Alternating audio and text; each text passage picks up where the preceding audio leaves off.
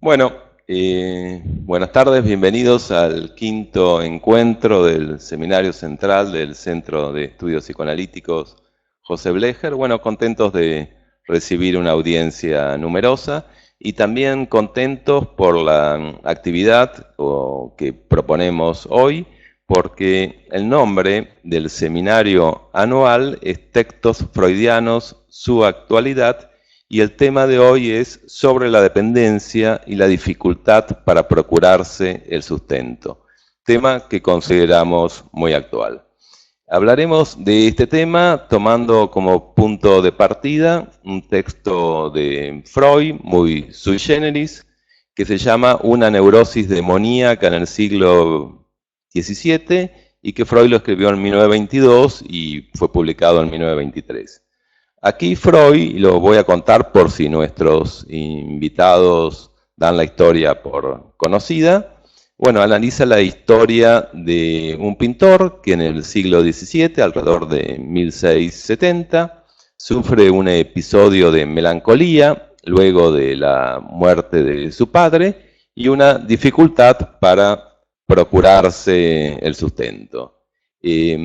A partir de ahí firma un pacto imaginario con el diablo, por el cual el diablo iba a actuar de padre de él, y bueno, en cierto sentido, mejor un padre diabólico que la orfandad para Cristóbal Heitzman, ese es el nombre del personaje en cuestión, y finalmente, no pudiendo procurarse Cristóbal Heitzman el sustento porque el diablo imaginario no podía satisfacerlo en sus necesidades materiales más elementales, aparece por un monasterio, por un convento, va a buscar a los santos, ya no al diablo, que sí terminan acogiéndolo y dándole, procurándole un sustento, pero a costa de la pérdida de su vida civil.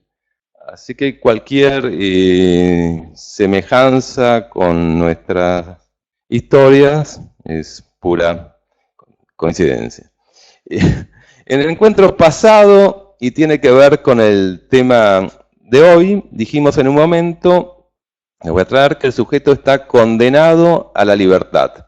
Luego del encuentro hubo algunas preguntas sobre esta expresión, que es de Sartre, pero bueno, la introdujimos en el psicoanálisis, y por supuesto, en el Centro de Estudios Psicoanalíticos distinguimos la libertad formal de la libertad real. Alguien tiene, o puede tener, o un país puede darle a sus ciudadanos una libertad de tránsito, por ejemplo, una libertad formal de tránsito, pero si no disponen de los medios, porque el país o su familia o el sistema de producción en el cual ese sujeto vivo no se lo facilita, no tendrá la posibilidad para ejercerlo. Bueno, pueden tomar cualquier ejemplo, se entiende esta diferencia entre libertad formal y libertad real. Lo que sí tratamos al traer esta frase la vez pasada de condenados a la libertad es que siempre hay un punto sutil y en casi todas las situaciones de la vida y en las que no queda otra que elegir y en la que alguien, bueno, a partir de esa elección, aunque sea en algo que no parezca tan fundamental, bueno, puede mostrarse como un valiente, un cobarde, un indiferente, un quejoso, un trabajador, un haragán, un héroe, un servil. Los psicoanalistas, quizás más que condenados a libertad, utilizamos el término responsabilidad subjetiva, pero porque estamos condenados a la libertad, hay responsabilidad subjetiva.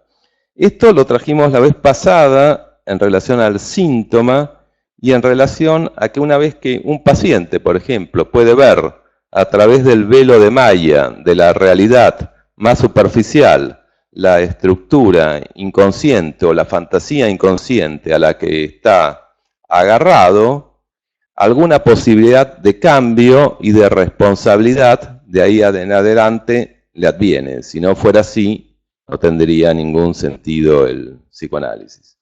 Desde el momento que alguien va a analizarse, va a hacerse un poco responsable de su vida de ahí en más, y quizás esa sea una de las grandes resistencias que hay al psicoanálisis, ya no poder atribuir todo el malestar a la familia que se tuvo, o a la sociedad en la que se nació, o a algún neurotransmisor que nos vino fallido.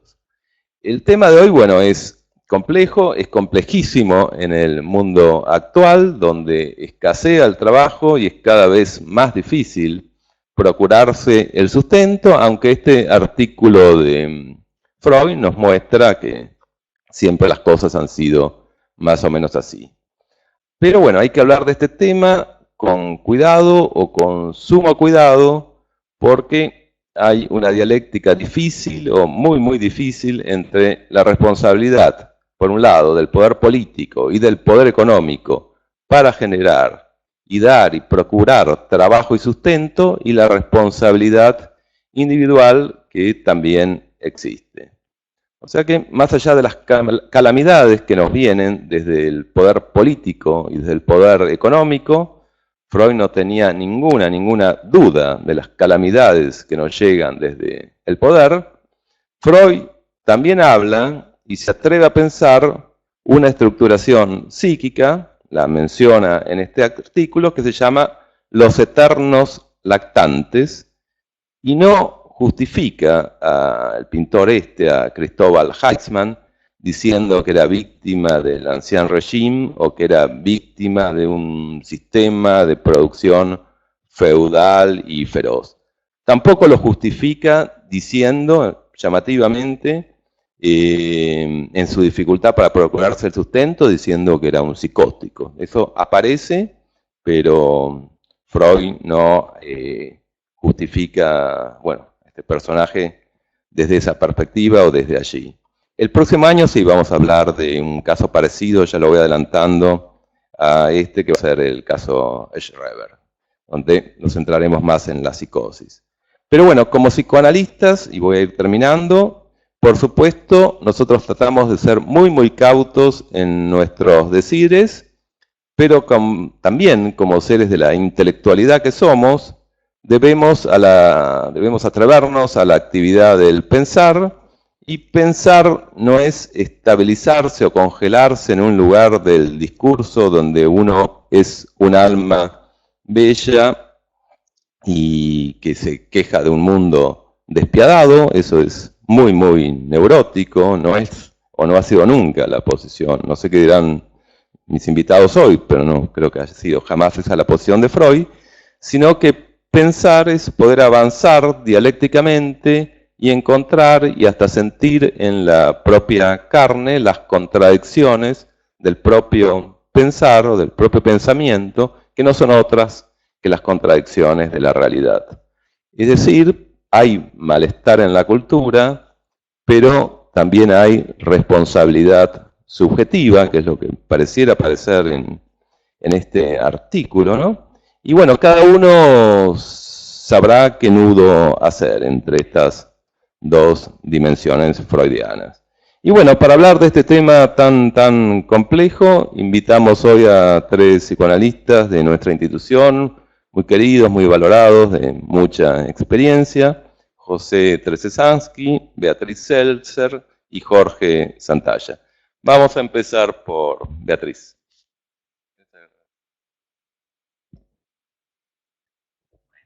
Buenas noches a todos.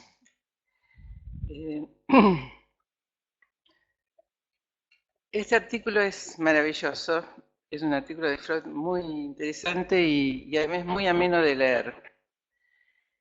Freud llevó a cabo una exégesis psicoanalítica a través del relato de las desventuras del pintor Christoph Heitzmann y lo convierte en un caso clínico. Lo que él tuvo fue el diario del pintor para usar, y además los manuscritos de los padres de la iglesia con quienes él se conectó. Es interesante que él lo denomina neurosis demoníaca del siglo XVII, percibiendo que hay diferencias fundamentales con el caso Schreber, justamente con lo que recién Diego decía, ¿no? Porque lo nomina neurosis y no psicosis. Aunque la fenomenología, los síntomas que aparecen descriptos, es psicótica. Sus deducciones apuntan a que se trata de una melancolía. Los síntomas que presentaba el pintor eran convulsiones, visiones borrosas. Él decía que los malos espíritus lo azotaban y también figuras sagradas que lo visitaban. Voces con pensamientos viciosos y fatuos. Tenía un delirio de posesión, justamente poseído por el diablo, y éxtasis. Y además presentaba justamente, que es el centro de esta convocatoria, desaliento con respecto a su arte e incertidumbre sobre la posibilidad de procurarse el sustento, y gracias a eso se dio un pacto con el diablo. Freud lo plantea y tiene semejanzas con Fausto, ¿sí? Con el contrato de Fausto con el diablo. En relación a los significantes sexuales que aparecen en el material, nos relatan que se vio envuelto en llamas al excitarse con una doncella y cayó desmayado, con lo cual vemos un significante sexual. La excitación sexual y la culpa por los deseos eróticos con el castigo consecuente aparecen como una posibilidad de conversión. Entonces están las convulsiones, visiones borrosas, éxtasis, delirio, y además hay represión de dichos deseos sexuales. Ante el desencadenante de la pérdida de su padre, que los síntomas aparecen ahí, Freud lo diagnostica como una neurosis melancólica. Recuerden ustedes que en Duelo y Melancolía, él plantea que es una especial, particular reacción ante la pérdida, ¿sí? Y está centrada a través de que, después de que el padre muere, él hace esta depresión, melancolía. Y que además hay algo muy interesante en el historial que remite llamativamente después del exorcismo que le realizan los padres de la iglesia. Así que desaparece la enfermedad melancólica. Hoy yo lo pensaría y supongo, lo pienso como una locura histérica, si ni lo pienso como una neurosis histérica de las que conocemos, ni tampoco como una psicosis. Lo pensaría como una locura histérica, que es una, no sé si todos conocen esta nominación, pero se plantea como algo al estilo de los Borders, con toda la manifestación psicótica florida, pero con significantes posibles a interpretar, ¿sí? Y además a resolverse. Para pensarlo así, como una locura histérica, tendríamos que encontrar una historia legible, cosa que se ve en este historial, y además exuberancia de lo imaginario. Desde lo que se rescata de su diario y los manuscritos de los padres de la Iglesia. Y además hay una sintaxis conservada. ¿Qué dijo Freud en el Moisés sobre la palabra historia, pensando en la historia legible? Freud tomó tres términos. Uno es Geschichte, que se refiere al acontecer histórico. La historia real, objetiva, está sonando, pero no son alucinaciones. Lo vamos a dejar ahí. La Geschichte sería el acontecer histórico, la historia real objetiva, que actualmente podríamos decir como la historia documental, que lo vemos en el historial como el diario y los manuscritos. Después estaría la historia, que es la historia conjetural, que es la historia reconstruida, que es la historia que está interpretada por el historiador, que es lo que hace Freud, ¿sí? Y otro término que usa Freud en el Moisés es la historia, que es la historia que el paciente cuenta o nosotros podemos contar de lo que nos pasó con el paciente. Esto obviamente no está, porque lo único que tenemos son el diario y los manuscritos. Volviendo al tema de la locura histérica, y por qué lo pienso así, los filósofos de la antigüedad tomaban la locura como la posesión del alma por algún demonio. Y lo vemos claramente acá, ¿sí? Freud hablaba pensando también en estas situaciones de diagnóstico difíciles, que las fobias a veces son pequeños ataques de locura, decía él. Y además, en Hegel, la locura es la ley del corazón. Acá vemos claramente que a nuestro pintor le pasa algo con sus afectos, ¿sí? Además, y corroborando ese diagnóstico de locura histérica, Freud se pregunta por las fechas distorsionadas que podrían ser un fraude o neurosis, ya que hay un gran beneficio secundario de la enfermedad en nuestro pintor. Y además, a veces la mala fe, la psicopatía, el engaño y la neurosis a veces no se presentan como fronteras ni muy claras ni muy limpias.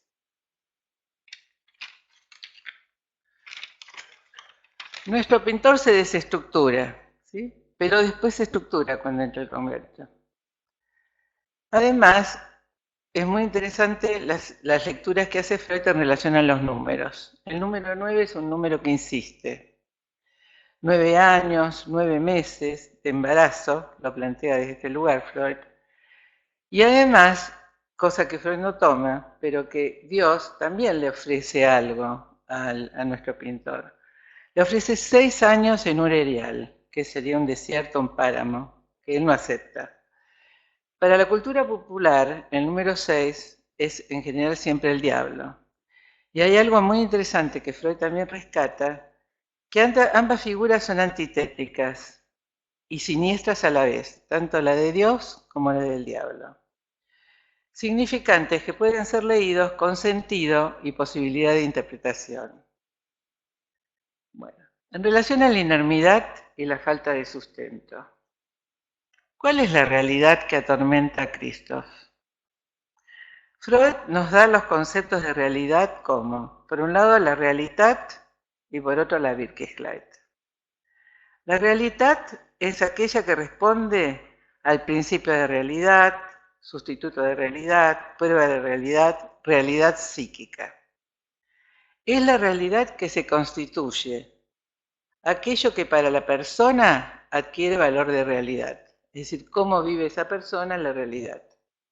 Y por otro lado, Wirklichkeit sería la realidad efectiva, lo fáctico, la realidad de las cosas del mundo, de los acontecimientos.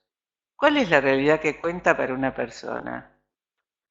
La realidad se constituye en la articulación entre el deseo y los acontecimientos por lo que cada uno atraviesa. A veces la realidad linda con lo siniestro, ¿sí? Casi como más allá de la vida, de la muerte, de la nada.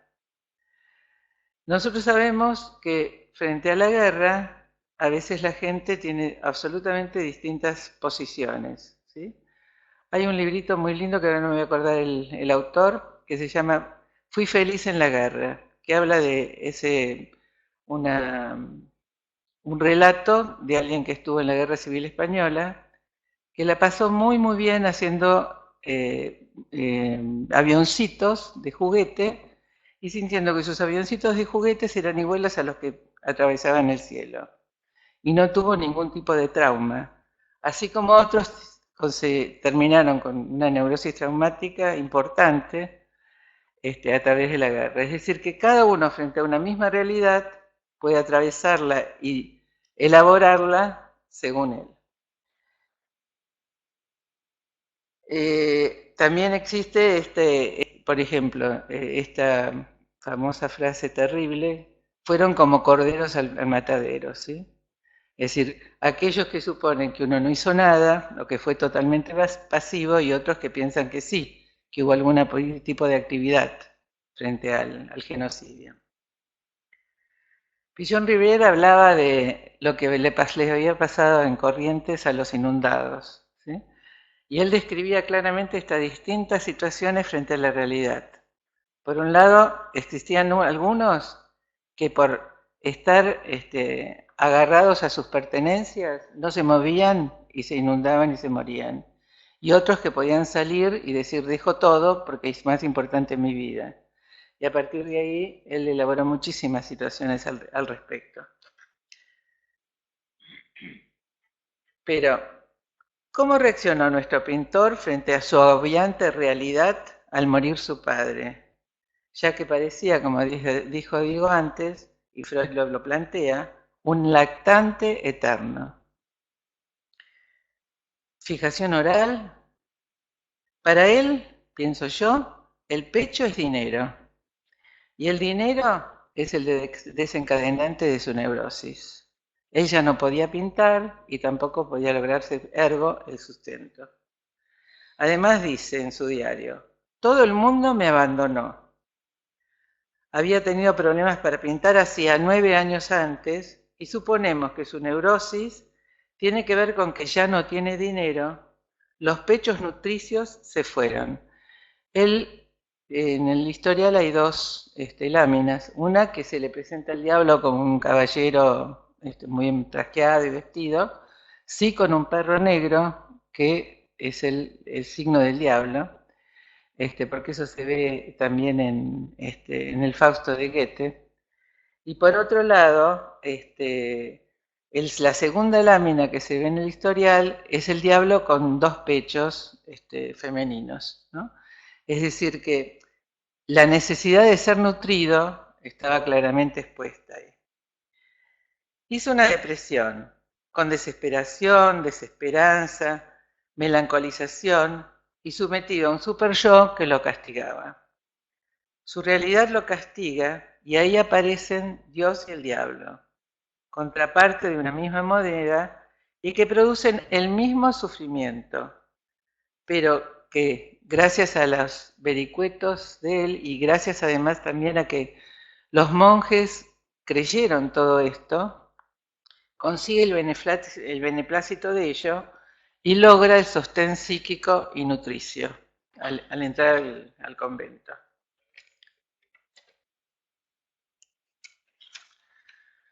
Cuando ingresa al convento hay algo interesante también, porque hasta ese momento Freud trabaja todo el tiempo el problema con el padre, ¿sí?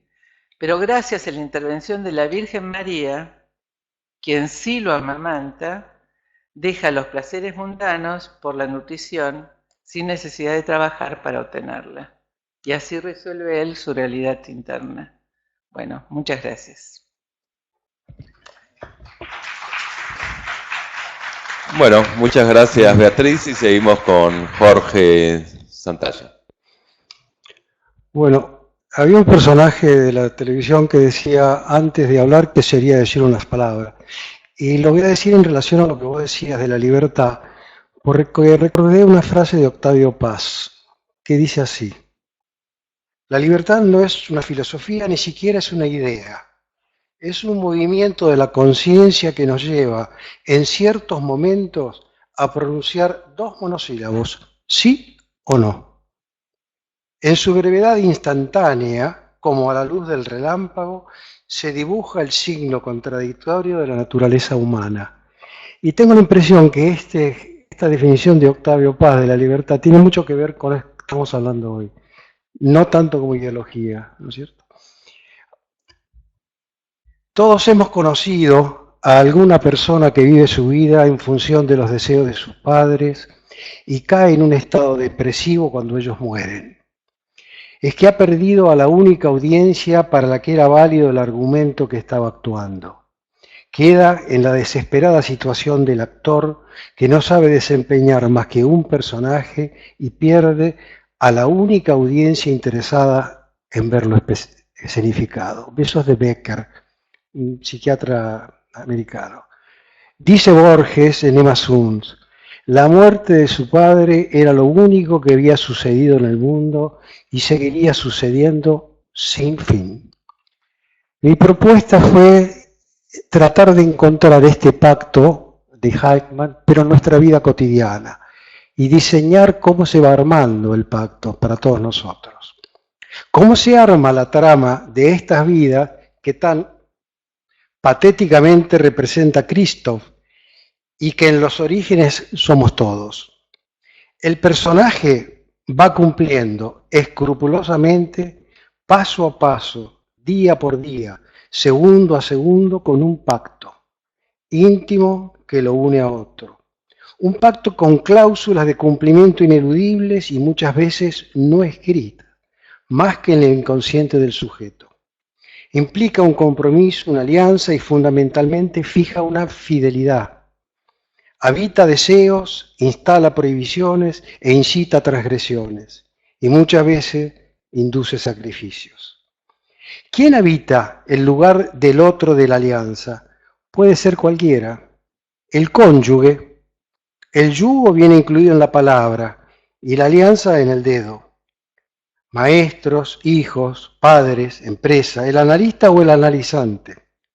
Es en cumplimiento de este pacto que el personaje afronta su destino, tanto como con otro vivo como muerto. Muerto, al que se le debe obediencia con posterioridad, tal el caso de Cristo, según Freud. Es la dependencia en su prístina naturaleza. Porcia, en una de sus magníficas voces, dice: quien me tiene de un hilo no es fuerte, lo fuerte es el hilo. ¿Cuál es entonces la sustancia que constituye el hilo del que pendemos? Freud destacó la condición particular de la cría humana. Nacemos desvalidos, desamparados. El inicial desvalimiento del ser humano es la fuente primordial de todos los motivos morales, dice.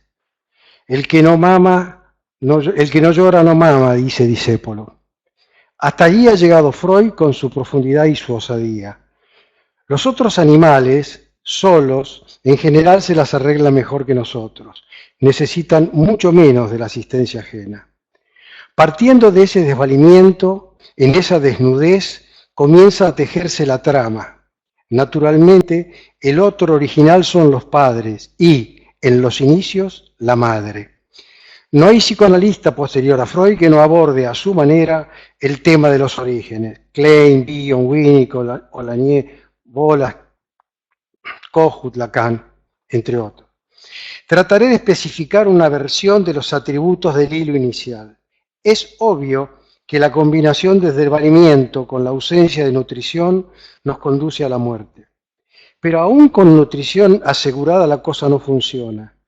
Las experiencias rudimentarias del emperador Federico II y del rey escocés Jacobo IV preceden al conocido hospitalismo que describiera Spitz. En ambas se alimenta recién nacido, pero se los priva de contacto expresivo con el otro.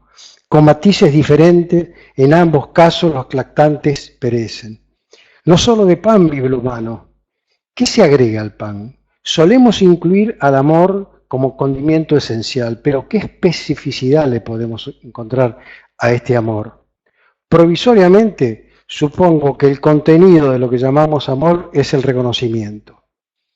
Inicialmente, la mirada individualiza en el reconocimiento, pero debe ser la mirada que contiene la conciencia de la diferencia y no la identidad del narcisismo. Si no, y como dice Macedonio Fernández, sucede otra muerte, ausencias, enojos mirantes.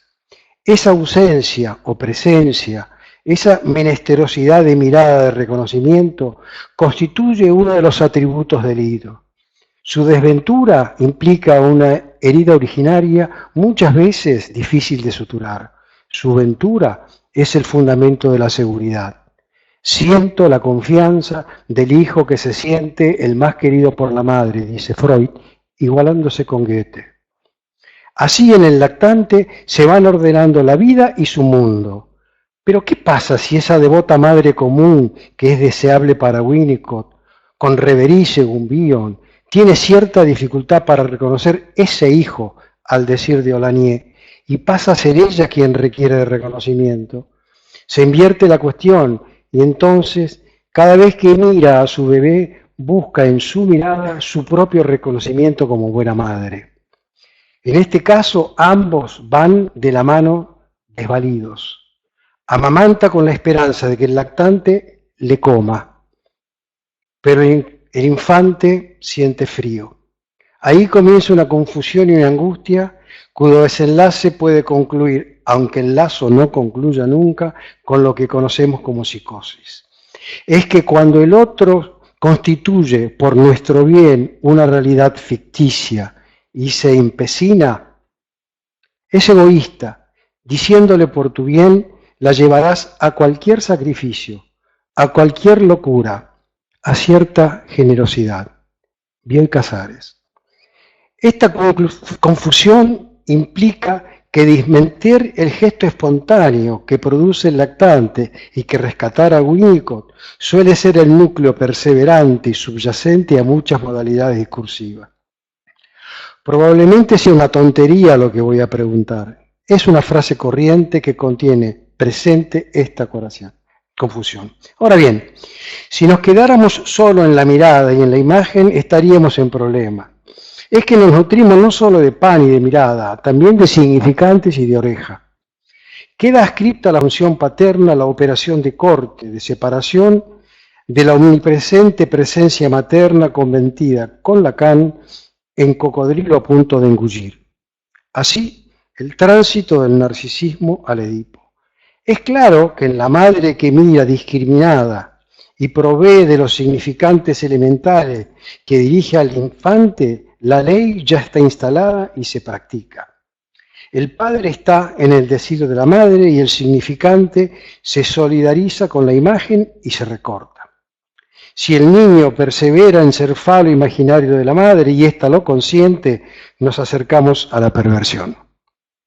Estos significantes van abasteciendo de las marcas emblemáticas en las que el sujeto creciente va encontrando identificaciones, futuro y conflicto. La resolución del Edipo es lo que de nuestros padres heredamos, tramitamos y nos constituye. Nuevamente hay fidelidades y muchas preceden a nuestra caída en el mundo. El apellido con su historia, para bien o para mal, entre otras. Hace unos cuantos años, en una consulta, una joven de apellido Luminoso dijo: no puedo no ser brillante. El nombre de algún antepasado, la historización que me presente, los deseos parentales, etc. He ahí componentes de un pacto. Y como todo pacto de este estilo, lleva al ideal como norte y de la mano al superyo. Esta es la combinación parental que contiene las dos caras, lo divino y lo demoníaco, según lo devela Freud en el caso de Cristo.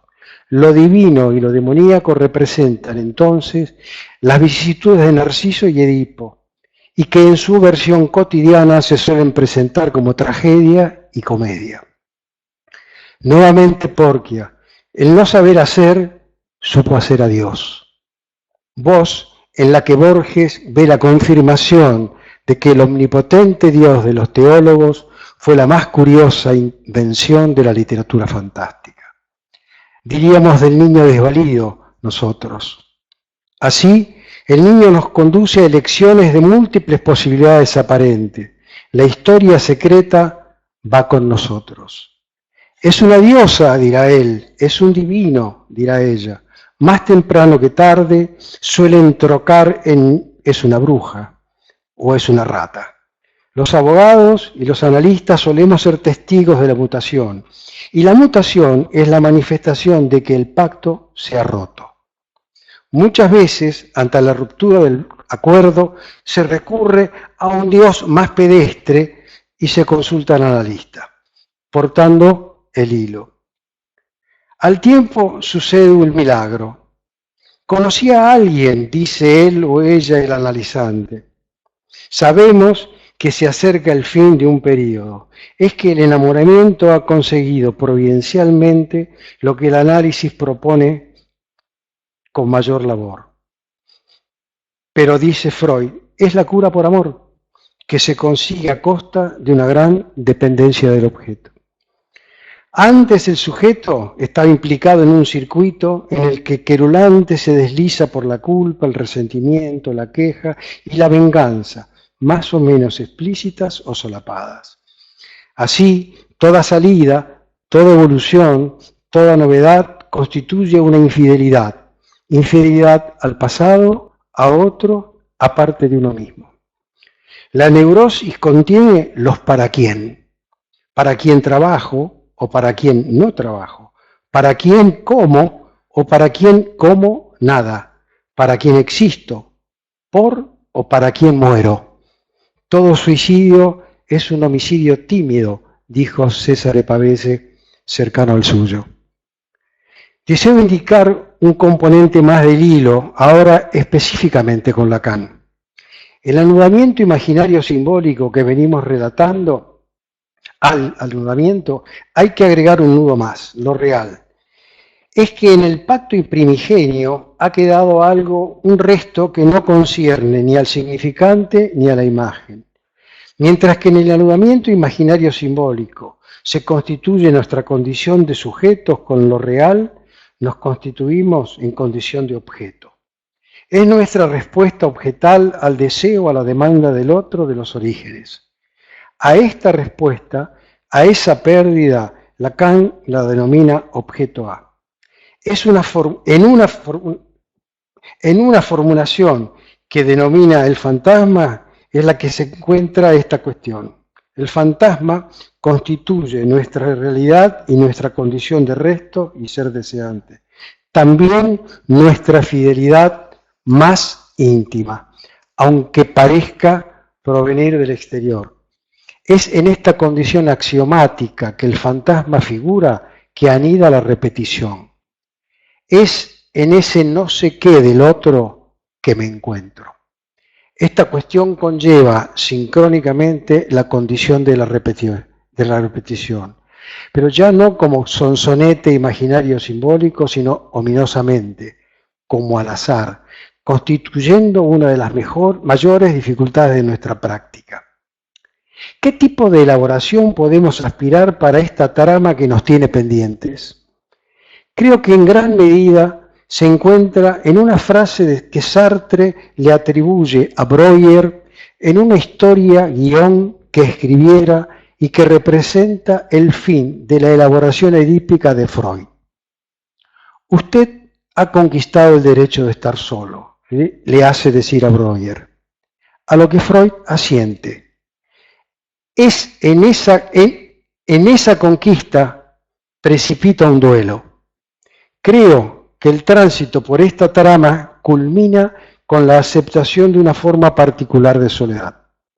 Soledad que no supone la que intimida y angustia cuando se teme salir del pacto o amenaza su ruptura y nos clausuramos para protegernos, sino una soledad, al decir de Octavio Paz, en la que igualmente nos aguarda una desnudez y un desamparo. Una soledad abierta en la que nos espera también la trascendencia, las manos de los otros solitarios. Y así somos por primera vez en nuestra historia contemporáneos de todos los hombres. El hilo va perdiendo entonces su razón de ser. Toda decisión concluyente implica el final del coqueteo, dice Zizek. Gracias.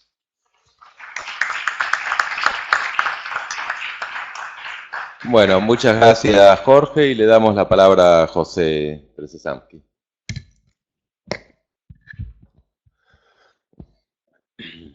Buenas noches a todos. En primer lugar, quiero agradecer la invitación del doctor Diego López de Gomara en nombre del Centro de Estudios Psicoanalíticos José Bleicher. Y como la dificultad para ganarse el sustento no siempre es un síntoma neurótico, quise ocuparme, en cierto modo, aprovechando que soy integrante del Departamento de Historia del APA, de la manera en que el tema estuvo presente en la vida de Freud. A pesar de vivir una vida dura, su padre lo apoyó para que hiciera la carrera que más le gustara. Medicina no fue la primera que despertó su interés, e incluso cuando lo hizo, no parecía ser la adecuada para ganar lo suficiente, para tener una vida holgada. La carrera de investigador daba poco dinero, como ahora, y la de médico de hospitales también, como ahora. Pudo haberse casado con una pariente rica de Manchester, pero él hizo lo contrario de sus hermanos. Eligió una carrera idealista y dejando el confort humano sin pensar en la pobreza ni en la riqueza, aparentemente. En su adolescencia pensaba llegar a ser abogado y dedicarse a la política, como mamaba cotidianamente en su ambiente universitario. Pero al terminar el colegio y entrar en la facultad, se inclina por la biología. Eso le daría riqueza, pero solo si llega a ser un gran hombre. Darwin estaba en su apogeo, y el poder se podrá lograr con el conocimiento, ni las armas ni la política. Acá tenemos que aclarar que aún en épocas de sequía, Freud se daba gustos de duque. Siendo conscripto militar, por ejemplo, tomaba café en el café donde iban solamente los generales. Era la época donde ganaba unos pocos pesos como traductor y le gustaba sentarse allá al lado de los oficiales y que lo atiendan como a uno de ellos. Una vez cuando el mozo dio evidencia de que atendía mejor a los generales, lo tomó del brazo y le advirtió que algún día él también podría tener charreteras. Eso no lo transformaba en un despilfarrador. Por el contrario, se fijaba bien en lo que ganaba, pero era dinero inquieto. Si había gente a quien ayudar, la ayudaba. Incluso llegó a pagar el análisis de discípulos queridos con otros analistas, a no cobrar a gente pudiente, pues habían ayudado mucho a la causa psicoanalítica, y a dar para comida a algún poeta que vino a consultarle y no tenía ni para comer. Ayudaba a sus hijos y les daba gustos que él mismo no compartía. Así, por ejemplo, se oponía al uso de la bicicleta, pero les regaló a cada uno de ellos la mejor bicicleta que había en esa época en Viena. Pero la crisis que pasaron en Viena en la década del 20 fue tan grave que escribe una carta a un sobrino diciéndole que un día comió arenque y que le hizo el efecto de una medicina. El artículo de Freud que comentamos hoy se escribió alrededor de 1922 y en esos momentos especialmente difíciles en la vida de Freud, de Austria y de toda Europa. Son los años de la muerte de su querida hija Sofía, porque los médicos de Hamburgo se opusieron a un aborto temprano. Los años de la muerte de su nietito, debido a una infección tuberculosa aguda que arrancó muchas vidas en esos momentos y que le quitó a Freud una parte de su capacidad de disfrutar de la vida. Son los años de la aparición de su cáncer. En esos años casi no había una sola familia que no tuviese un muerto joven en su historia, por la tuberculosis y por la desnutrición que barría con las defensas. Así hubo años en que los niños llegaron a perder un promedio de 30% de su peso corporal en un año. Para la parte inglesa de la familia Freud la situación era más llevadera. Y para la parte norteamericana, Ellie y Anna Bernays y su hijo Edward era esplendorosa. Eran millonarios y solían ayudar a los demás. Su sobrino Sam, hijo de Manuel, que había emigrado a Manchester, le escribió en febrero del año 22. Querido Siggy, ayer mandé tus botas por correo certificado. Son de la mejor calidad, espero que las encuentres suficientemente robustas. Cuando te lleguen, dime qué te parecen. Las noticias que me transmiten no son muy esperanzadoras, aunque la verdad es que las cosas van mal en todos los sitios. En Austria y Francia la situación parece ser la peor, aunque aquí, a pesar de que los precios estén bajando, tampoco vamos por buen camino. A las cifras de desempleados hay que unir las altas tasas para el comercio con el exterior, por lo que la actividad económica ha parado y la mayoría estamos cruzados de brazos. Durante un buen tiempo no he hecho absolutamente nada, así que he perdido bastante dinero. Los impuestos son altísimos. No se habla de otra cosa más que de mejorar las condiciones, pero al final no vemos nada concreto. Y en la postdata pone: creo que no hace falta repetiros que si queréis alguna otra cosa, no tenéis nada más que pedírmelo y os lo mandaré cuanto antes con todo mi cuidado y atención. Son los años entre más allá del principio del placer y el yo y el ello. Y el superyo campea en este trabajo sobre la neurosis demoníaca. En sus formas valorativas, como lo bueno y lo malo, la virtud y el vicio, los deseos y las renuncias, las tentaciones y la abstinencia. Pero la fuente de la neurosis demoníaca podemos rastrearla hacia atrás, hacia 1885-86. Aparece allí una acción que Freud había observado ya en la época de la sugestión poshipnótica de Bernheim y Liebold en Nancy, la obediencia retardada o postergada. Estos experimentos que presenció lo impresionaron fuertemente y más avanzadas sus investigaciones atribuyó esa acción a la relación del yo con el superyo.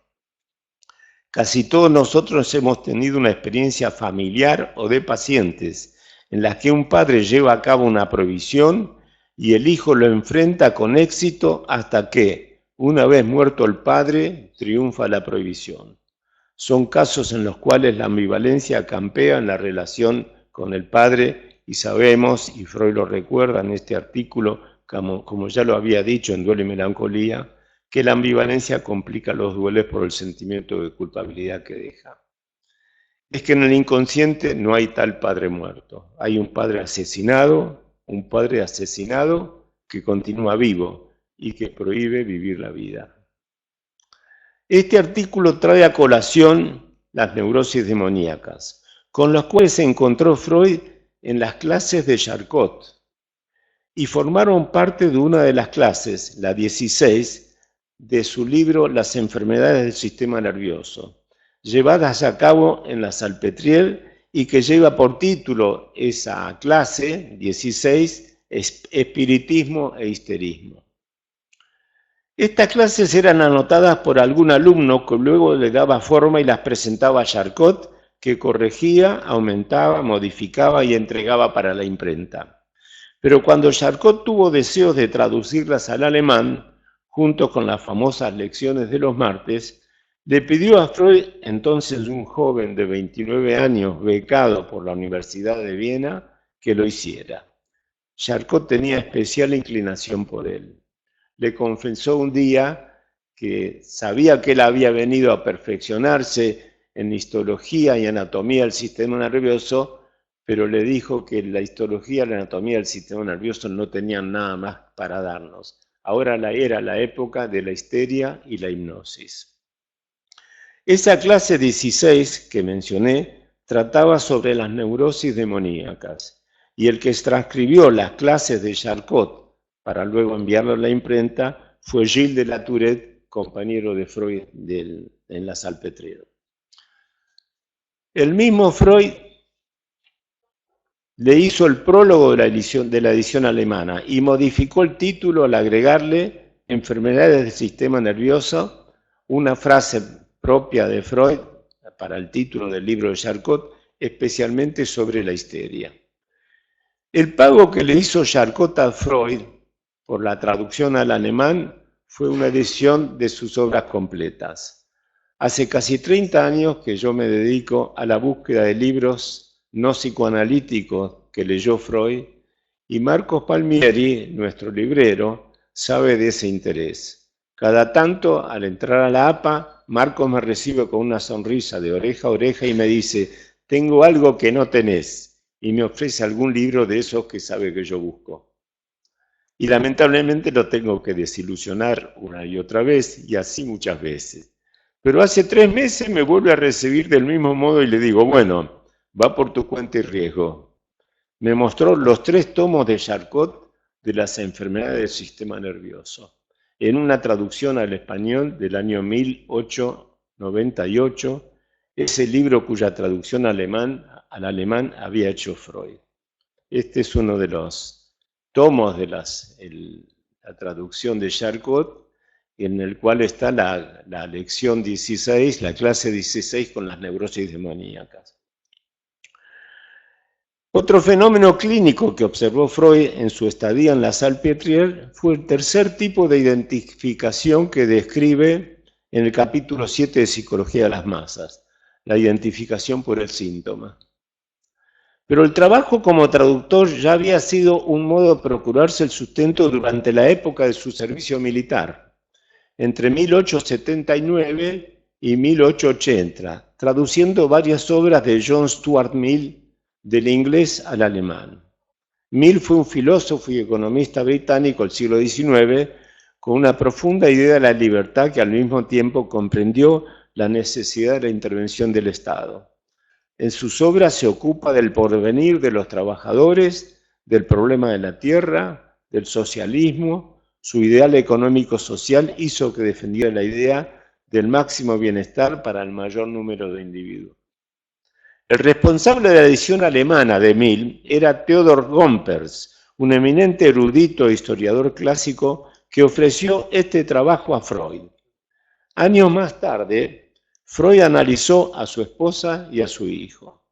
Durante esta traducción de Stuart Mill, Freud se puso en contacto con una posición sumamente liberal para la época respecto a la mujer. Dice Freud en una carta escrita en castellano a su amigo de la infancia Edward Silverstein: al fin tengo tiempo y ocio para escribirte luego de haber trabajado las 2 semanas anteriores en la traducción del ensayo de Mill sobre Platón y sus obras. No dormí en las noches por ser necesario acabar en el término fijado. También tradujo para Gompers en 1880, o sea, a los 24 años, sobre la emancipación de la mujer, y del mismo año fue la traducción de los libros de Mill, Socialismo, Platón, La cuestión obrera y un examen de la filosofía de William Hamilton, que cita en sus trabajos sobre las afasias y el apéndice C de lo inconsciente. Freud dominaba varios idiomas y la técnica de traducción era tanto la literal y exacta como la literaria y comprensiva. Desde las primeras traducciones puso en práctica ambas técnicas con toda naturalidad, aunque las traducciones eran fundamentalmente de sentido más que literales. Sobre su manera de traducir se ha dicho que la llevaba a cabo de la siguiente manera: leía un pasaje, cerraba el libro y pensaba de qué manera habría enunciado los mismos pensamientos un autor alemán.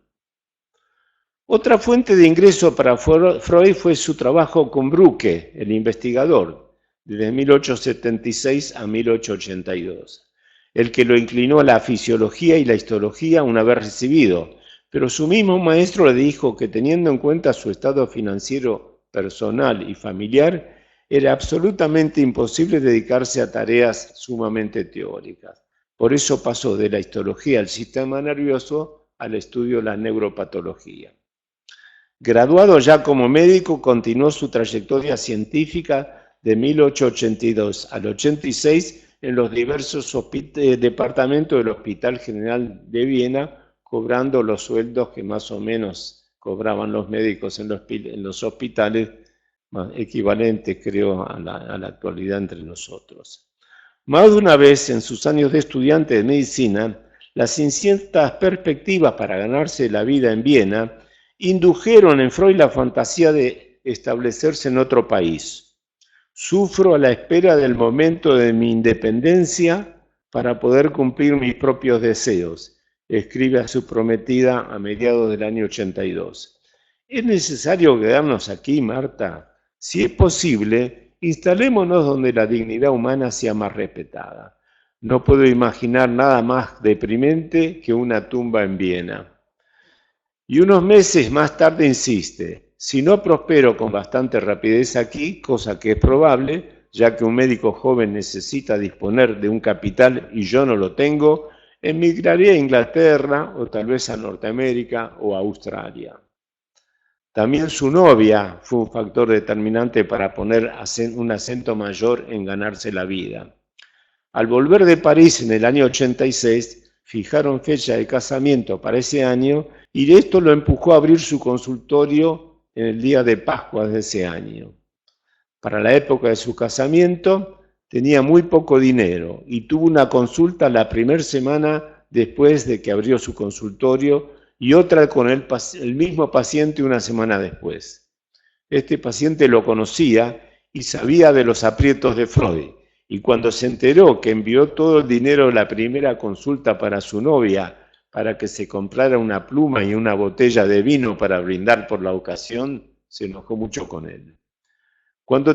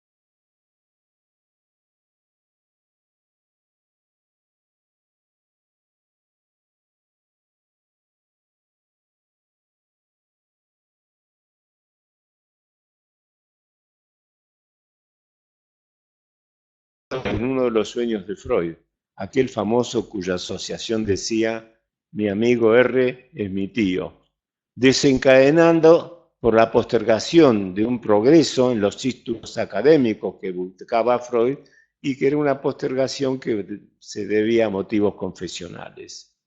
Freud soslaya que el tío había cometido un delito y había sufrido cárcel por ello.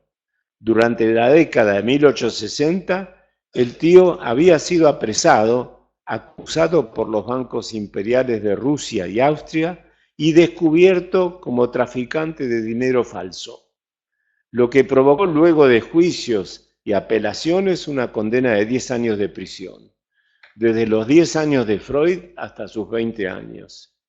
No me queda claro si cumplió toda la condena de los 10 años o si a los 5 años lograron liberarlo, porque no hay registro de que la mujer siguiera pidiendo anualmente la liberación de su marido. Esos pedidos se suspendieron a partir del 5º año de prisión. Pero evidentemente la conducta del tío José fue una mancha para la familia y especialmente para el padre de Freud, que encaneció en pocas semanas. A la luz de estos datos resulta sospechoso que los dos medio hermanos de Freud que habían emigrado a Manchester en pocos años hicieran tanta fortuna. Uno de ellos instaló una fábrica textil y el otro se dedicó al comercio de joyas. Se habían ido de Freiberg con una mano atrás y otra adelante, y en pocos años uno era dueño de una fábrica textil y el otro comerciante en joyas. En el juicio que se llevó a cabo contra el tío José, figuran como testimonios 2 cartas provenientes de Inglaterra que parecían involucrar a ambos hermanos, en las cuales se decía que al poco tiempo de su arribo, acá el dinero nos abunda como los granos de arena en la playa. Aunque Emanuel fue a visitarlo de vez en cuando a Freud, a Viena, Sigmund no tuvo mucho contacto personal con ellos, como también ocurrió con su cuñado Eli, salvo formalidades y ayuda mutua cuando se podía. Pero sí mantuvo un contacto con su sobrino Sam, hijo de Emanuel. Un contacto epistolar que se publicó, está en castellano, que va desde el año 1911 hasta 1938. Hay autores que suponen que la experiencia del tío José fue muy traumática para Freud. Incluso la policía pensaba allanar la casa de Jacob, aunque no lo hizo porque no hubo ningún involucramiento directo. Es dudoso que los pormenores de todo lo que ocurrió hayan salido del círculo discreto de los padres, aunque Freud comenzó a concurrir al gymnasium en esa época y alguien del establecimiento debió estar enterado porque las noticias salieron en 3 de los diarios más importantes de Viena. Salieron con el nombre y apellido del falsificador, del traficante, con detalles de los juicios y las cartas de Manchester. La investigación sobre el compromiso de los 2 medio hermanos de Freud en el asunto de la falsificación y tráfico de moneda falsa terminó cuando se empezó a sospechar que falsificaban dinero para introducirlo en Polonia, que en ese momento estaba en manos del Imperio Ruso, rival del Imperio Austrohúngaro, que también quería apropiarse de Polonia. Si esto llega a comprobarse, mostraría a Emanuel y Philip como participantes de los intentos de independencia de Polonia. Una curiosidad. A finales de la década del 30, Freud se ofreció espontáneamente y gratuitamente en colaboración con su hija Ana y como una muestra de agradecimiento por todo lo que hizo Marie Bonaparte por él y su familia, a traducir un libro que ella había escrito que se titulaba Topsy, el Chou Chou de la piel de oro. Topsy es la historia del Chou Chou de Marie Bonaparte, que era pariente de uno de los Chou Chou que tenía Freud. Este perro tuvo un cáncer y fue tratado con los mejores especialistas de Europa, al mismo tiempo que ella se analizaba con Freud, quien se operaba una y otra vez de su cáncer. Y ella hacía lo mismo con operaciones de su vagina, tratando de acercar cada vez más el clítoris a la vagina. Una tarde, paseando por la zona de los buquinistes a la orilla del río Sena, en París, me encuentro con un libro con el título Topsy y me animo a sacarlo de la fila en medio de la cual estaba colocado. Era el libro de Marie Bonaparte en una edición encargada por ella solo para un número limitado de relaciones, una edición de 100 ejemplares y este era uno de los ejemplares de la edición. Otra fuente de suministro para Freud, además de Marie Bonaparte, fue Ruth McDonald, quien ambas lo ayudaron mucho, inclusive en los gastos de las operaciones a la cual se sometió. La mujer de Freud, Marta, tenía dinero de su dote y le había dado algo a su hermano Eli, quien se manejaba con inversiones. Cuando en un momento Eli no tuvo dinero efectivo para darles, Freud, que no sabía diferenciar economía de finanzas, pensaba que su cuñado era un especulador y lo había perdido. Esto lo llevó a instigar a Marta a que se distancie de su hermano. Este conflicto con Eli siguió toda la vida. En 1895, durante el embarazo en que se gestaba Anna Freud, Eli llegó a reprochar a Sigmund que siguiera embarazando a su hermana, teniendo apenas dinero para mantenerse, y le siguiera pidiendo prestado a él, y además encima fumara cigarros de los más caros. Era la época del sueño de inyección a Irma, con la fantasía del aborto espontáneo. Recuerdan, sobrevendrá una disentería y se eliminará. Y la época del primer análisis de un olvido, un nombre propio, que en realidad no fue el primero. El olvido de la palabra señor Eli. Eli terminó siendo un millonario y cuando vivió en Nueva York con Ana, la hermana de Freud, Freud tuvo reparos en ir a visitarlo cuando había hecho el viaje para la Clark, cuando fue invitado a la Clark University. El hijo de Eli, Edward Bernays, fue un pionero mundial de las relaciones públicas y la psicología del marketing, y se llenó de dinero. Fue asesor publicitario de Woodrow Wilson y de Hoover. Fue el que llevó a la marca Lucky Strike de cigarrillos a la fama. Fue un especialista de psicología de las masas y del modo de influir en ellas. Edward estaba dispuesto a influir en editoriales norteamericanas para que traduzcan la obra completa de Freud al inglés norteamericano, lo que fue rechazado por Freud. El mismo Joseph Goebbels, el ministro de propaganda nazi, se inspiró en los libros de Edward Bernays. La influencia de Edward sigue estando presente en algunas universidades norteamericanas. Dueño de una gran inteligencia, Freud no estaba especialmente dotado para asuntos de dinero. Consideraba el dinero una cosa superflua que solo sirve para comer y vivir. Estar todo el día pendiente del dinero es cosa de gente vulgar y mediocre. A medida que fue siendo reconocido, se ganaba el sustento con su trabajo de consultorio y la edición de sus libros. Sin embargo, durante la Primera Guerra Mundial mermó muchísimo el trabajo y llegó a tener todas las horas de consultas desocupadas, las cuales eran ocupadas escribiendo artículos, y de ese destino de sus esfuerzos tenemos todos los trabajos de la metapsicología. El dinero austríaco siguió perdiendo el valor aún terminada la guerra y la crisis social era enorme. En los periodos de posguerra empezaron a lloverle pacientes del extranjero, especialmente ingleses y norteamericanos, muchos de los cuales dominaban el alemán y Freud dominaba el inglés. Fue una fuente enorme de ingresos que alcanzaba y sobraba para él y llegó a mantener a 25 personas en esa época. No es que Freud disimulara su interés por el dinero, pero no se dejaba llevar por él. Tan es así que cuando vino Goldwyn, el de la Metro Goldwyn Mayer posteriormente, y le ofreció $100.000 de esa época para asesorar y que figurara su nombre en una película sobre la historia del amor, Freud se negó.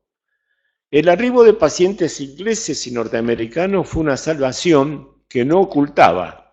Uno de ellos, muy aburrido, le decía a Freud que sospechaba que el interés suyo en atenderlo era por el dinero, a lo que Freud replicó, así es.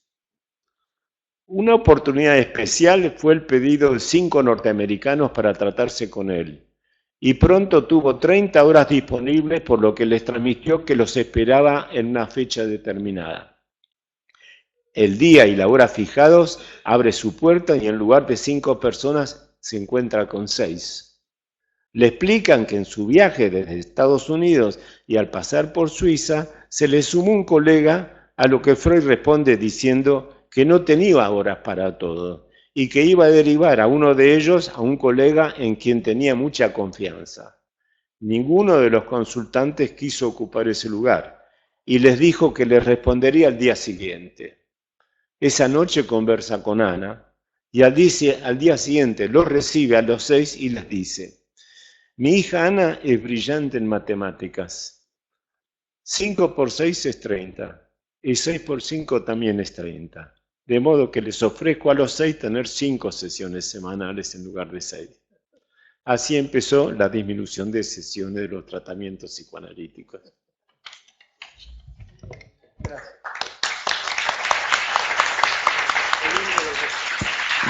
Bueno, muchísimas gracias a los 3 por las ponencias tan diversas. Mientras el público va pensando algunas preguntas, yo quería hacerles a los 3 una interrogación que va un poco al sentido de este encuentro. Recién José traía la enorme capacidad de Freud de procurarse el sustento desde ya muy joven con las traducciones y además de procurar un sustento para otros a partir de la invención y la creación del psicoanálisis y de procurar un sustento para los pacientes en la medida que estos pueden analizar o pensar un poco sus fantasías de dependencia o de sometimiento masoquista. Y también Freud, además de un sustento, procuró, bueno, ideas valiosísimas.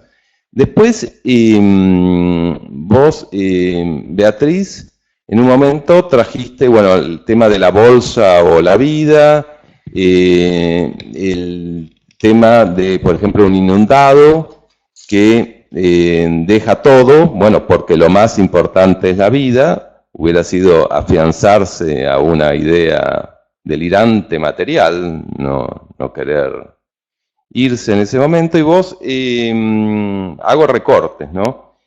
Jorge, trajiste en un momento la idea de Porquia, el no saber hacer, supo hacer a Dios, es decir, si supiéramos hacer, quizás no fabricaríamos ciertas ideaciones, no las necesitaríamos tanto, o sí, bueno, no sé.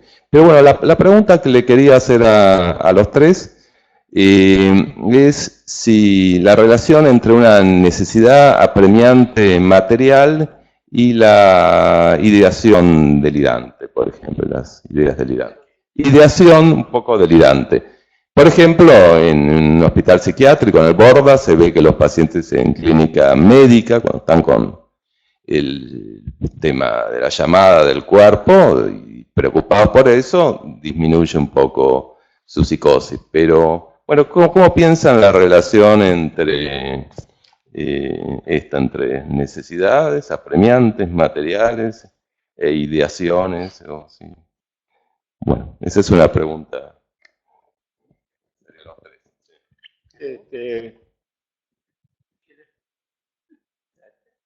Mientras pasa el micrófono para allá, digo, lo que dice Diego, lo relaciono con el absceso de fijación, un buen sufrimiento corporal, un buen mal matrimonio, ayuda mucho a la curación de la neurosis. Y sí, la frase de Porquia me parece fantástica. Primero que Porquia, no sé si todos lo conocen,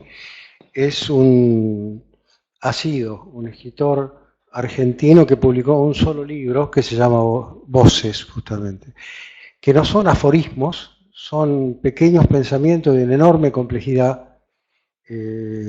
Fue introducido por Roger Calois y hay una introducción de Borges a la obra de Freud en Francia. Acá no. Y es ahí, en esa introducción, que Borges dice que con esa frase de Porgia descubre, y acá viene lo interesante, dice, el gran Dios de los teólogos, dice Borges. ¿Por qué? Yo creo que lo que dice Porgia ahora es esto. Te lo voy a dar con un ejemplo medio pedestre, pero que me ayudó a mí a comprender cuando uno empieza a delirar. Un día me despierto, como habitualmente lo hice hasta el día de hoy, y ustedes saben que mientras uno está vivo corre el albur de ser el primer inmortal, decía Borges, ¿no? Entonces, no encuentro el celular. Y no lo encuentro. Estaba hace un rato al lado mío. Empecé a recorrer los lugares habituales donde debía estar. Era imposible que no estuviera, había estado al lado mío. Al rato de no encontrarlo y empezar a dar vuelta a todo, me di cuenta que empezaba a crear dioses. Empezaba a crear imágenes, empezaba a crear fantasmas, empezaba a delirar. ¿No será que se me cayó por la ventana? No había ventana. ¿No será que habría...? Entonces ahí comprendí que es el momento en el cual tanto yo con mi celular como yo cuando era niño decía, padre, no sé qué hacer. Y ahí creaba un Dios. Ese no saber hacer es el que me impulsa a crear a uno que además de alguna manera el Dios viene con la estructura humana. Entonces el no saber hacer invoca a alguien que sí sepa hacer. Y dicho sea de paso, ese saber se le atribuye al analista. Por eso Lacan dice el sujeto supuesto saber.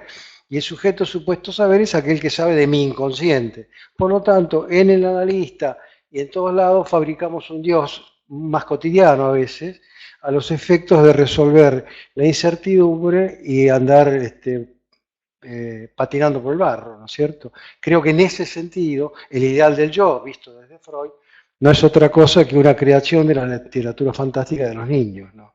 Bueno, los dejo a ustedes, pues vemos.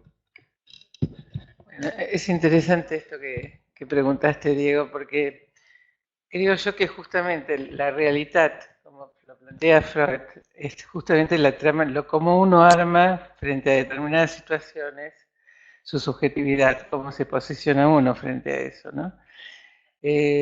Yo no sé si siempre el armado es delirante, pero frente a una situación muy angustiante, no sé si siempre el armado ideológico es delirante, ¿no? Pero siempre frente a una carencia importante aparece la noción, como se dijo acá, de desvalimiento y la búsqueda de algo en que aferrarse. Y creo que ahí es interesante pensar en las creencias que uno tiene, porque son creencias internas en donde uno puede decir, me pasa esto porque yo soy de esta manera y entonces entro en una situación melancólica porque no pude resolverla, o frente a esto yo tengo posibilidades de hacerlo, y entonces no entraría en una producción delirante. Que pienso que esto se ve claramente en la clínica. Yo recién decía lo de los inundados, lo de la guerra, cómo fue también el genocidio y pensar cómo cada uno reaccionó. Lo cierto es que esto se entronca mucho con el terror o con el temor, y cuando algo es aterrorizante es muy difícil tener la cabeza fría, ¿no? Eso es lo que quiero decir. Bueno, gracias. Bueno, vamos a ver qué preguntas hay. Hay mucho. Perdón, ¿puedo hacer una...? Sí. Adelante. ¿Sí? Disculpe, pero me acabo de acordar algo que quisiera compartir con ustedes, que tiene que ver con la independencia. Hace muchos años se hizo en una institución que no era esta, en la que yo estaba, un homenaje a Ángel Garma. Y luego del homenaje nos quedamos charlando con el maestro y se empezó a hablar de la dependencia del otro y la independencia. Y Garma nos dijo lo siguiente. Les voy a contar un cuento. Hay un señor que no tiene mucha experiencia en las lides del amor y le pregunta a uno que aparentemente tiene más, es decir, que le atribuye un saber, ¿qué se hace la noche de bodas? Y el otro le dice, mira, lo que tenés que hacer en la noche de bodas es agarrar a tu mujer, levantarla en brazos y así le demostrás lo fuerte que sos. Luego, una vez en la habitación, le sacás la ropa y así le demostrás lo decidido que sos. Y por último, te masturbás. Y así le demostrás lo independiente que sos. Digo, a confesión de parte, esto fue contado por el maestro. Bueno, gracias.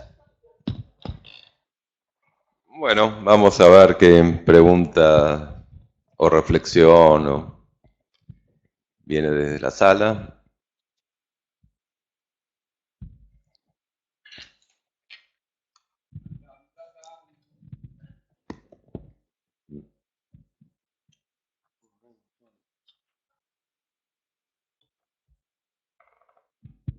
Bueno, ¿quisieran decir algo más? No, sí.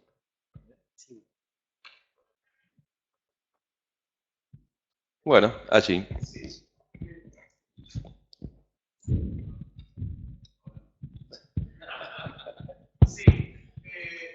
en la lectura de...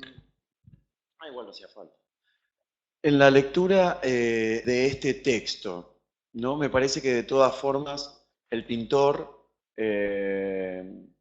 nunca salió, hablando en los términos casi medievales, ¿no? Porque estamos en el siglo XVII, recién se sale del pensamiento medieval, la modernidad no termina todavía de instalarse.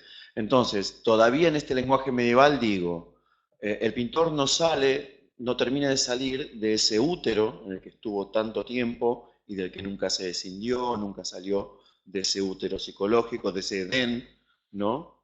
Y termina recluyéndose en la vida monástica, o sea, un nuevo pecho que le va a dar de comer, ¿no? El eterno lactante.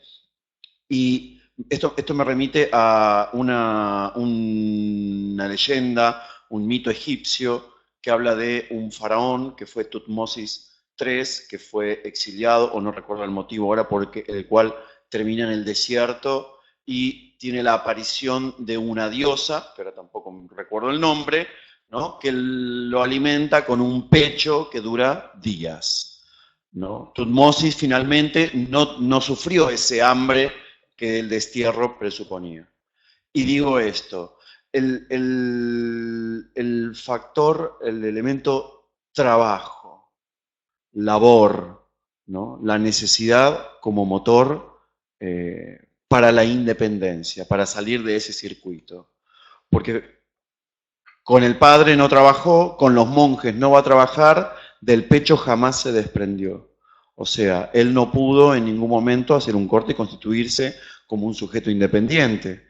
Decimos que no es una psicosis, ¿no? Que no es un psicótico, y sin embargo vive en su propio mundo o manipula, esa perversión, manipula ese mundo externo para depender. Digo yo, pregunto, esto es una pregunta, ¿no?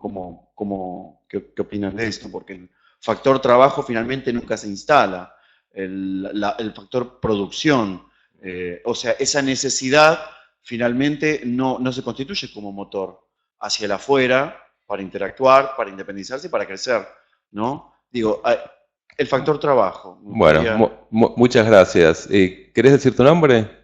Sí, me llamo Pablo. Bueno, gracias, Pablo, por tu pregunta. Creo que tenemos una idea de que todo el mundo ha tenido siempre trabajo y siempre hubo trabajo para todos, y es una idea, una construcción nuestra. El trabajo, cada vez hubo más gente con acceso al trabajo desde la época de la Revolución Industrial, pero anteriormente la gente no vivía todo el mundo trabajando. Por otro lado, no toda la gente trabaja con la misma motivación. Nosotros tenemos una felicidad enorme de estar trabajando en algo que nos satisface, que nos da ganas, e inclusive con oscilaciones económicas tenemos el mismo amor por el trabajo que tenemos. La mayor parte de la población no es el trabajo, es el yugo. No tenemos la misma motivación todos para trabajar. La mayor parte de la población trabaja porque no le queda otra para no morirse de hambre, para poder sostenerse a sí mismo o a los hijos. Es proletaria. Somos pocos los bendecidos con la posibilidad de vivir de algo que nos gusta. Por lo tanto, no sé bien la situación de Christoph Heitmann, pero el problema de él es que tenía una prohibición, una inhibición para llevar a cabo una función, y esa inhibición se debía a una prohibición del padre, ¿no es cierto? Que fue eficaz una vez muerto el padre, como les comenté, como que el padre muerto tiene un poder que Freud denomina la obediencia postergada y que es una expresión que aparece en varios lugares en la obra de Freud, ¿no es cierto? O sea, la patología esta de Heitmann no sé si se refiere especialmente a ganar dinero. Eso puede ocurrir, pero como consecuencia de que tenía prohibido pintar. Eso fue el síntoma primero de él, fue la inhibición para pintar.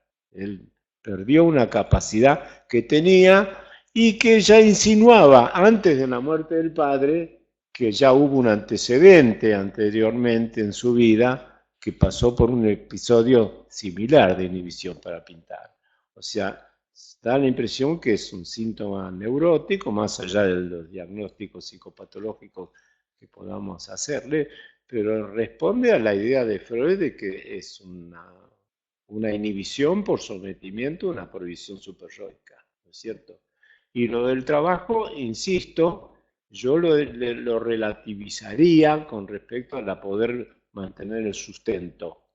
Por eso ubiqué el comentario mío en el momento ese de la vida de Freud, donde el problema ese era un problema muy importante para él y que vivía mucha gente en la ciudad, ¿cierto?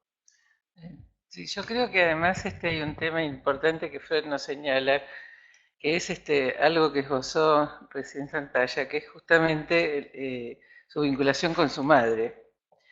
Porque quizás también había mucha relación cercana, que además la Virgen María después es quien lo rescata, y quizás ella también impidió, como madre cocodrilo que lo comía, que él pudiera tener su propio sustento, en tanto quizás había una relación muy, muy cercana entre ambas, ¿no?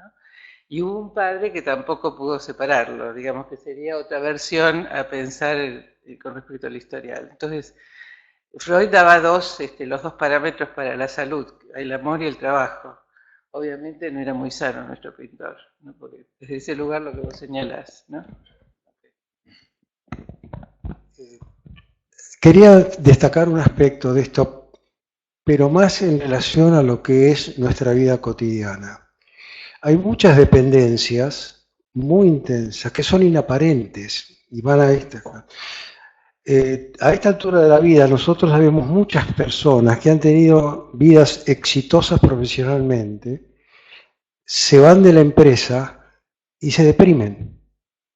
Ustedes dirán, porque son mayores, y bueno, eran mayores antes de irse de la empresa. ¿Sabe qué pasa? Que gran parte del sustento vital, del soporte vital, se lo daba la empresa. Yo he tratado personas que en la empresa eran extraordinariamente capaces, hábiles, muy reconocidos, y dicen en el análisis, tengo pánico, no confío en mí. Dice, ¿cómo no confías en vos si llegaste a gerente general? No confío en mí. Hay casos muy famosos de profesionales médicos, por ejemplo, que tenían graves dificultades de atender en público y eran de los mejores que tenía el país. Entonces la capacidad laboral en sí misma no representa más que una destreza del sujeto que eventualmente implica sublimaciones y demás, pero que no necesariamente representa la individualidad y la suficiencia, es decir, la independencia. Porque la dependencia de ese sujeto está puesta, como diría Blecher, ya que estamos acá en el tratamiento psicoanalítico, en el setting, no en el trabajo mismo. Por lo tanto, la dependencia está puesta en la empresa, está puesta en el ejército, como diría Freud, está puesta en la congregación religiosa, está puesta el sustento que le daba la mujer. Un paciente hace poco, un paciente no, una persona que conozco antes que me consultó ahora, muy exitoso profesionalmente, fallece su señora, con lo cual tenía sus cosas, y dice, ¿cómo fue que dijo? Mi concepción del mundo es con ella. Está gravemente melancólico. Todo lo que tenía sentido para esta persona, todo, que es un poco la frase inicial, tenía sentido porque estaba ella. Y ese es el problema. No tiene sentido trabajar porque no está ella. No tiene sentido ir a ver a los nietos porque está ella. Entonces el problema no es que él tenía o no éxito laboral, es que trabajaba para ella. Y ese es un problema, porque a veces es inaparente. Bueno, por ella, para ella y en todo caso, y acá viene la cuestión, tratando de reconquistar algo de sí en ella, colocándose él como objeto de ella de alguna manera. Bueno, en esa Menezunda estamos más o menos todos, ¿no? Pero vale la pena tenerlo claro porque, insisto, muchas dependencias se ponen de manifiesto cuando se rompen. Ya que estamos a ver Blecher de nuevo, recuerdo que Blecher decía que la simbiosis se pone de manifiesto cuando se rompe.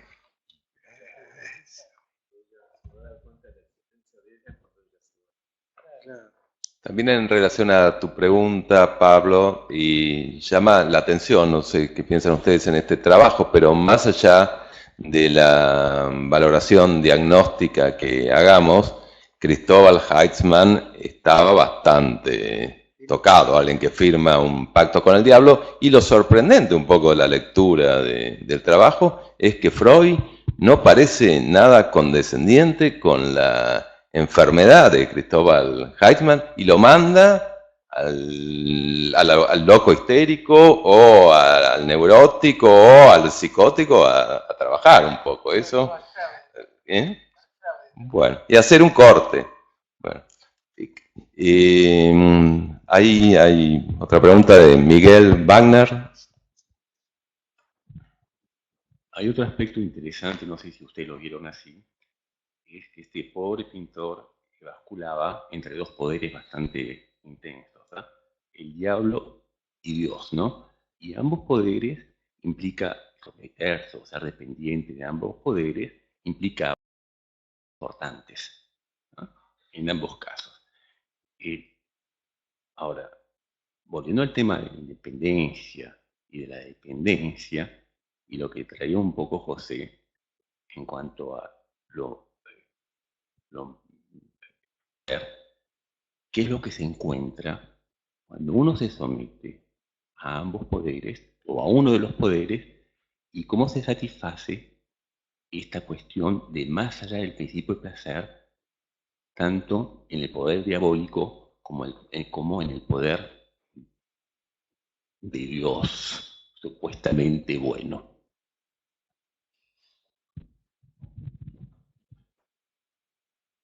Bueno, sí, bueno.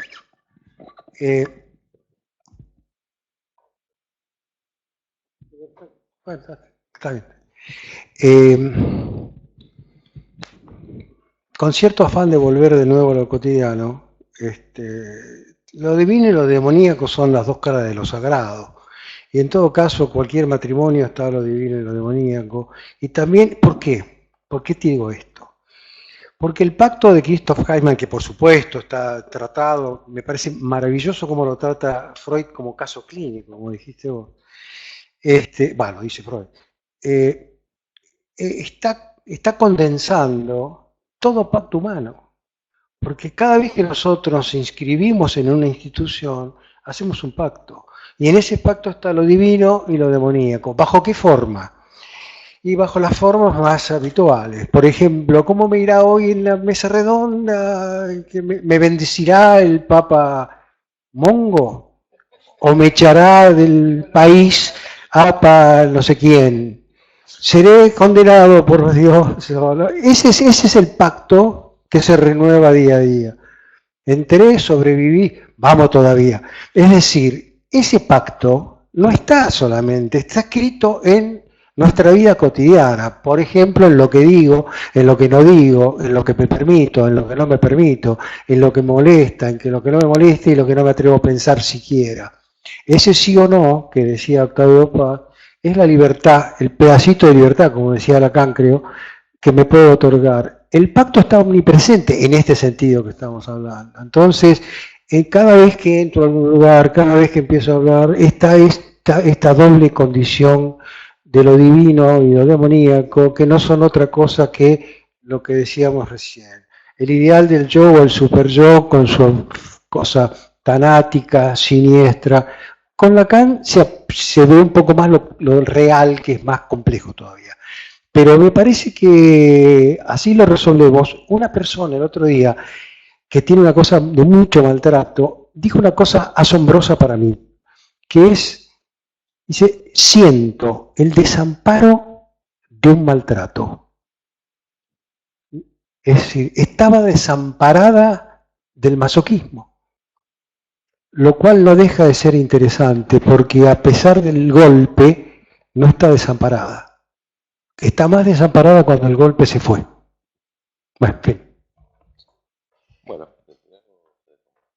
Bueno, dejamos acá y sigan con el trabajo psicoanalítico. Nos vemos en un mes. Gracias a los tres por haber venido.